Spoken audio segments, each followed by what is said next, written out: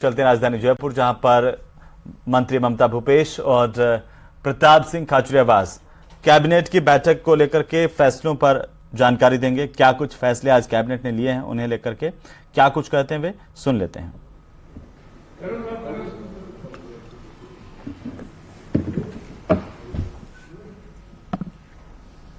तो आज गहलोत कैबिनेट की तरफ से महत्वपूर्ण फैसले लिए गए हैं प्रदेश को लेकर के। राजस्थान के मंत्रिमंडल की मीटिंग और राजस्थान के लोकप्रिय मुख्यमंत्री अशोक गहलोत जी की अध्यक्षता में संपन्न हुई और आज की मीटिंग में बड़े फैसले लिए गए और बड़े फैसले लेने के साथ ही मिशन 2030 पर चर्चा की गई और राजस्थान के मुख्यमंत्री ने मिशन 2030 को लेकर और राजस्थान के लोगों को जो संदेश दिया है वो बड़ा संदेश है। एक ऐसा राजस्थान जहां पे हर कर्मचारी को, व्यापारी को, मजदूर को, किसान को, विद्यार्थी को अधिकार मिले, हक मिले। यदि कोई विद्यार्थी पढ़ने के लिए जाए कॉलेज में, यूनिवर्सिटी में, जब वो निकल कर आए तो उसको चाहे प्राइवेट जॉब मिले, चाहे सरकारी जॉब मिले, लेकिन उसकी जॉब की सिक्योरिटी हो। ऐसी सोच हमारे 2030 के राजस्थान में हो। हमारे किसान को पूरा हक मिले, उसको उसकी फसल का पूरा अधिकार मिले, उसके ऊपर कर्जे की परेशानी नहीं हो। आप खुद जानते हैं इस बात को कि राजस्थान की पहली सरकार ऐसी है ये जिसने 22 लाख किसानों के 14,000 करोड़ के कर्जे हमने माफ किए हैं। किसान को 2,000 यूनिट बिजली हम फ्री देते हैं और राजस्थान के 90 लाख लोगों का बिल इस बार जीरो आया है। क्यों आया 90 लाख लोगों का बिल जीरो? क्योंकि हमने 100 यूनिट तक बिजली फ्री कर दी और वो 100 यूनिट तक बिजली फ्री, चाहे किसी के कितना भी बिल आ रहा हो, लेकिन उसका 100 यूनिट कम होके मिल रहा है बिजली का बिल। पहली बार 100 यूनिट बिजली फ्री की गई है। इसके साथ ही 200 यूनिट तक सारे चार्ज खत्म कर दिए हमने। जब राजस्थान का कोई भी बच्चा एग्जाम देने के लिए जाता है तो आप इस बात को जानते हैं, रोडवेज की बस में फ्री में बैठ कर जाता है। 1 करोड़ लोगों को बुजुर्ग, विकलांग, विधवा पेंशन दे रहे हैं। 1,000 रुपए मिनिमम गारंटी है, 1,000 रुपए तो मिलेंगे ही उसको। और ये बैठी है ममता जी, सैनिटरी पैड फ्री है महिलाओं के लिए। 1.5 करोड़ महिलाओं को सैनिटरी पैड फ्री में, क्योंकि पहले बीमारियां होती थी, फ्री ऑफ कॉस्ट राजस्थान की सरकार उपलब्ध करा रही है और वो डिपार्टमेंट इन्हीं का है। इसके अलावा महिलाओं को 50% किराया रोडवेज की बसों में फ्री है। सारे काम इस तरह। और ओपीएस हमने लागू कर दी कर्मचारियों के लिए। ओपीएस लागू करने का सब लोग फॉलो कर रहे हैं पूरे देश में। काम एक से बढ़कर एक अब चर्चा हो गई पूरे राजस्थान में। आप मुझे ये बता दो, राजस्थान की गहलोत सरकार के, केंद्र की बीजेपी की सरकार के काम की जब भी तुलना होगी, लोग हमारे काम की तारीफ करेंगे। और मैं तो लोगों से अपील करूंगा, मौका है कांग्रेस की सरकार को वापस लाने का, मजबूती देने का। हर आदमी का अधिकार है जो कांग्रेस को वोट देगा। मैं आज आपसे कह रहा हूं, कांग्रेस की सरकार के काम को सम्मान देगा। मैं गारंटी से कह रहा हूं, ऊपर वाला भी उसको आशीर्वाद देगा, क्योंकि लोगों की आंखों में चमक है। महंगाई के खिलाफ लड़ने के लिए महंगाई राहत शिविर लगाए गए। लोगों को हर जगह 500 रुपए में सिलेंडर मिल रहा है। और राजस्थान में जिस तरह की बात की जाती है पेट्रोल डीजल की महंगाई के लिए, राजस्थान की सरकार जिम्मेदार नहीं है, केंद्र की बीजेपी की सरकार जिम्मेदार है। जब मनमोहन सिंह जी प्रधानमंत्री थे तब क्रूड ऑयल के दाम $138 प्रति बैरल थे। आज क्रूड ऑयल के दाम $90 प्रति बैरल है। $50 का अंतर है। लेकिन मनमोहन सिंह जी की सरकार के समय जब $138 प्रति बैरल क्रूड ऑयल के दाम थे, तब 70 रुपए लीटर के नीचे पेट्रोल डीजल बेच रही थी कांग्रेस की मनमोहन सिंह सरकार। और आज इन्होंने उल्टा काम कर दिया। जब $90 प्रति बैरल हो गया है, सस्ता हो गया, तब 100 के पार पेट्रोल गया और डीजल 100 के नजदीक आ गया। लेकिन राजस्थान का वेट उतना ही है जितना वसुंधरा जी की सरकार के समय था, उतना ही आज कांग्रेस की सरकार के समय, गहलोत सरकार के समय। हमने वेट नहीं बढ़ाया राजस्थान का। ये जो माहौल बनाते हैं ना, पेट्रोल पंपों की हड़ताल करते हैं, भाई साहब ये हमने नहीं बढ़ाया है। बॉर्डर स्टेट में राजस्थान का वेट शुरू से ही ज्यादा है। Additional excise duty, special excise duty केंद्र सरकार ने लगाई है, सेस केंद्र सरकार ने लगाया और राज्यों का हिस्सा खत्म कर दिया, क्योंकि एक्साइज जो ओरिजिनल एक्साइज ड्यूटी उसमें राज्यों को हिस्सा मिलता है, जो पैसे बढ़ाए additional excise duty, special excise duty और सेस के जरिए, उसमें राजस्थान को हिस्सा नहीं मिल रहा, वो केंद्र लेके जा रहा है पूरा। इसलिए मैं इतना कह सकता हूं, हमने हर वर्ग को डेवलपमेंट और वेलफेयर का हमारा मॉडल है, जहां हर चेहरे पर चमक हो, जहां सोच ऐसी हो कि हर आदमी को अधिकार मिले, जहां भ्रष्टाचार मुक्त राजस्थान हो। जब हमारा मिशन 2030 होगा तब अधिकतर काम ऑनलाइन हो जाएंगे। तैयारी ऐसी है कि हमारी सरकार रिपीट करती है 156 का नारा हमारा सक्सेस होता है, तो हम ऑनलाइन सिस्टम पर जाएंगे। कोई भी आदमी पैसे नहीं ले सकता। करप्शन कैसे खत्म करे, अभी हमने 1064 का मॉडल लागू किया। कहीं करप्शन होता है तो 1064 पर फोन करो।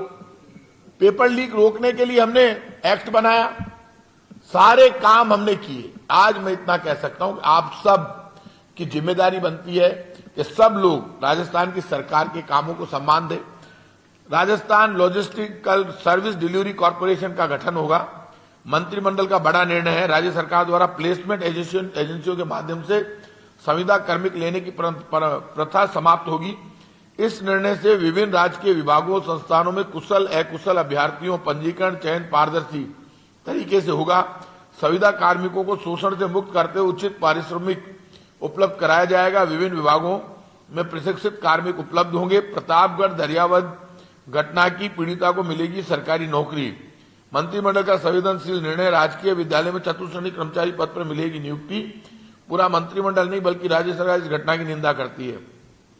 विभिन्न समाजों की 80 से अधिक संस्थाओं को सामाजिक विकास के लिए भूमि का आवंटन किया गया है। लगभग सभी समाजों को भूमि जिन लोगों ने मांगा कि साहब महिला छात्रावास के लिए चाहिए, इंस्टीट्यूट के लिए चाहिए, उन सबको हमने जमीन उपलब्ध करा दी है। जिसने भी समाज ने मांगा, कोई भेदभाव नहीं। मान लो कोई समाज छूट गया गलती से भी, वो अभी भी अप्लाई करेगा तो उन सब के लिए पॉलिसी बना दी और सबको समाजों को बांटी गई है। इससे और जो कहा गया मंत्रिमंडल में शैक्षणिक, सामाजिक और आर्थिक विकास के लिए संस्थाओं को सामुदायिक परियोजना रियायती दरों पर भूमि आवंटन करने का निर्णय लिया है। सोलर प्रोजेक्ट के लिए जोधपुर और बीकानेर में भूमि आवंटित होगी। इससे बढ़ेगा प्रदेश में सोलर विद्युत उत्पादन की बढ़ोतरी होगी, रोजगार के अवसर बढ़ेंगे। Messrs NTPC renewable energy limited को जोधपुर की तहसील बाप के गांव भड़ला में 500 मेगावाट सोलर प्रोजेक्ट के लिए, बीकानेर के गांव कालासर पर जोगनाथ नगर में 370 मेगावाट सोलर प्रोजेक्ट की स्थापना के लिए सहस्त्र भूमि का आवंटन किया गया है।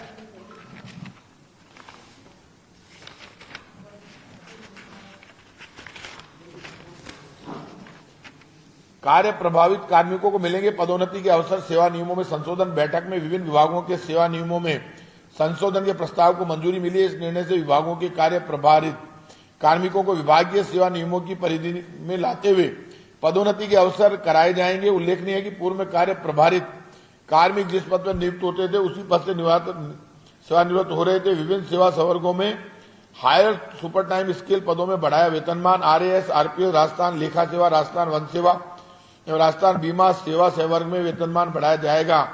इन सेवाओं में हायर सुपर स्केल पदों के वर्तमान पे लेवल L23 को बढ़ाकर L24 किया जाएगा। इसके लिए नियमों में संशोधन के प्रस्ताव का अनुमोदन हुआ है। चर्म शिल्प कला विकास बोर्ड का होगा गठन। मंत्रिमंडल के निर्णय से राज्य में चर्म व्यवसाय से संबंधित व्यक्तियों की आय एवं उनके जीवन स्तर में वृद्धि होगी, रोजगार के अवसर भी सृजित होंगे। ये बोर्ड राज्य में चर्म दस्तकारों के समग्र विकास एवं कुशल चर्म हैंडीक्राफ्ट कामगारों उद्यमियों के आर्थिक उत्थान के लिए कार्य करेगा। राजस्थान इंटरनेशनल सेंटर जयपुर और मारवाड़ इंटरनेशनल सेंटर जोधपुर के प्रबंधन के लिए संस्थाओं का गठन होगा। इन्हें नई दिल्ली के इंडिया इंटरनेशनल सेंटर की तर्ज पर संचालित किया जाएगा। मंत्रिमंडल ने दोनों सेंटर्स के प्रबंधन के लिए स्वायत्तशासी संस्थान सोसाइटी एक्ट के तहत जयपुर कन्वेंशन सेंटर तथा जोधपुर कन्वेंशन सेंटर प्रबंधन संस्थाएं बनाए जाने के प्रस्ताव को मंजूरी दी है। गांधी अध्ययन केंद्र सोसाइटी के प्रारूप का अनुमोदन हुआ। इससे संस्थान का सोसाइटी एक्ट में पंजीकरण कर नवीन संस्थान की स्थापना की जाएगी। यह केंद्र टोंक रोड स्थित सेंट्रल पार्क कनक भवन में संचालित हो रहा है। जन भावना का सम्मान, महाविद्यालयों और विद्यालयों का बदला नाम। जयपुर के राजकीय महाविद्यालयों का नया नामकरण निर्णय लिया गया है। राजकीय महाविद्यालय कंवरनगर ब्रह्मपुरी जयपुर का नाम श्री राधा गोविंद राजकीय महाविद्यालय कंवरनगर ब्रह्मपुरी जयपुर रखा गया। राजकीय कन्या महाविद्यालय गंगापुर जयपुर का नाम एपीजे अब्दुल कलाम राजकीय कन्या महाविद्यालय गंगापुर रखा गया। राजकीय कन्या महाविद्यालय गणगौरी बाजार जयपुर का नामकरण मां सबरी राजकीय कन्या महाविद्यालय गणगौरी बाजार जयपुर। राजकीय महाविद्यालय जयसिंहपुरा खोर जयपुर का नामकरण ज्योतिबा फूले राजकीय महाविद्यालय जयसिंहपुरा खोर जयपुर करने का निर्णय लिया गया। राव गोगा देवजी और शहीद रूपा जी करपा जी के नाम पर महाविद्यालय, राजकीय कन्या महाविद्यालय सेखाला जिला जोधपुर ग्रामीण का नामकरण राव गोगा देवजी, राजकीय कन्या महाविद्यालय सेखाला जिला जोधपुर ग्रामीण करने का निर्णय, राजकीय महाविद्यालय बेगू जिला चित्तौड़गढ़ का नामकरण शहीद रूपा जी करपा जी, राजकीय महाविद्यालय बेगू जिला चित्तौड़गढ़ करने का निर्णय लिया गया है।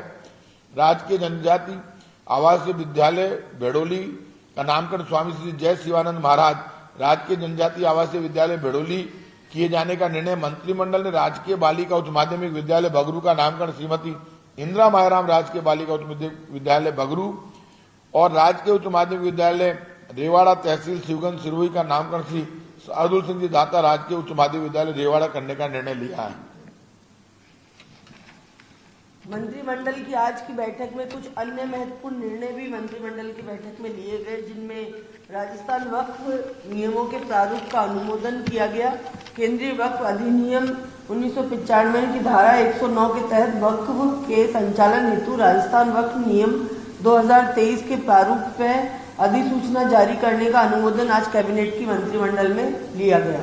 इन नियमों के लागू होने से वक्फ कार्य अधिक सुगमता, स्पष्टता एवं पारदर्शिता से होंगे। Global institute of integrative health care education and research की होगी स्थापना। भूमि आवंटन के प्रकरण में शिथिलता दी गई। मंत्रिमंडल ने चैरिटेबल ट्रस्ट व लीवर केयर फाउंडेशन को अलवर की नीमराना तहसील के गांव भटाना में स्थापना के लिए भूमि आवंटन का निर्णय करने का फैसला लिया है। इससे रियायती दरों पर चिकित्सा सुविधाएं मिलेगी, रोजगार के अवसर भी सुगम होंगे। राजस्थान अभियोजन अधीनस्थ सेवा संशोधन नियम 2023 का अनुमोदन। इससे अभियोजन अधीनस्थ सेवा में भर्ती के लिए ऊपरी आयु सीमा में छूट का लाभ मिलेगा। साथ ही मुख्य परीक्षा में न्यूनतम अंकों के प्रावधान में एससी और एसटी के अभ्यर्थियों के लिए 5% की छूट दी गई है। राजस्थान तकनीकी प्रशिक्षण अधीनस्थ सेवा नियम 1975 में भी संशोधन को मंजूरी मिली है। इससे अभियांत्रिक की नवीन शाखाओं के योग्यताधारी अभ्यर्थी जिनका उपाचार्य या अधीक्षक के पद पर सीधी भर्ती से चयन हुआ है और विभाग में कार्यरत है, उनकी उच्चतर पदों पर पदोन्नति हो पाएगी। राजस्थान शिक्षा राज्य एवं अधीनस्थ सेवा संशोधन नियम 2023 का अनुमोदन। इस निर्णय से राजस्थान में वर्तमान शैक्षिक परिदृश्य में उन्नयन होगा। पदों को भरे जाने की प्रक्रिया में सुगमता आएगी। पदोन्नति के कठिनाइयां समाप्त होगी व अधिक अवसर उपलब्ध होंगे। साथ ही सीधी भर्ती के लिए वर्तमान आवश्यकताओं के अनुसार नवीन योग्यताओं को समावेश भी किया जाएगा। राजकीय प्रतिभूति के लिए डायरेक्ट डेबिट मैंडेट का किया गया प्रावधान। राज्य की ऋण आवेदन संस्थाओं को केंद्र सरकार के public sector undertaking REC, PFC जैसे वित्तीय संस्थाओं से ऋण स्वीकृत हेतु राजकीय प्रतिभूति के साथ डायरेक्ट डेबिट मैंडेट की सहमति देने का निर्णय लिया गया है।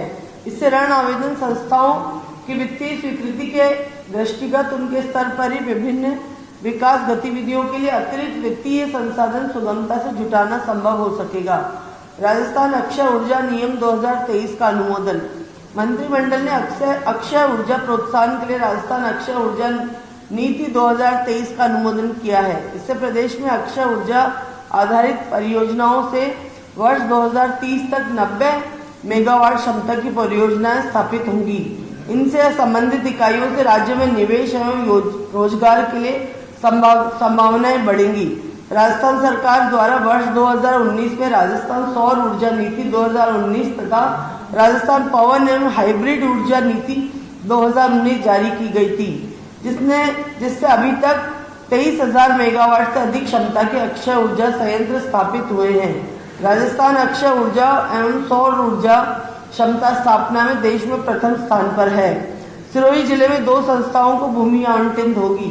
भील समाज सेवा संस्थान विकास संस्थान और तुरी भाट समाज, जो कि बहुत ही गरीब और पिछड़े समाज है, तुरी भाट समाज शिक्षा सेवा संस्थान को सामाजिक संस्थान व छात्रावास के लिए भूमि आवंटित की जाएगी। इससे समाज के सभी आर्थिक व कमजोर वर्ग के लोगों को, विद्यार्थियों को आवासीय सुविधाएं उपलब्ध हो पाएंगी। उदयपुर में rock phosphate beneficiary processing plant के लिए भूमि का आवंटन। मैसर 3S mineral process private limited को प्रस्तावित secondary rock phosphate beneficiary processing plant की स्थापना।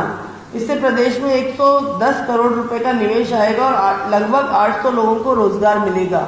आज कैबिनेट मंत्रिमंडल की बैठक में राजस्थान से जुड़े बहुत से प्रकरणों के ऊपर चर्चा की गई और मैं समझती हूँ कि कांग्रेस की सरकार जो किसानों को समर्पित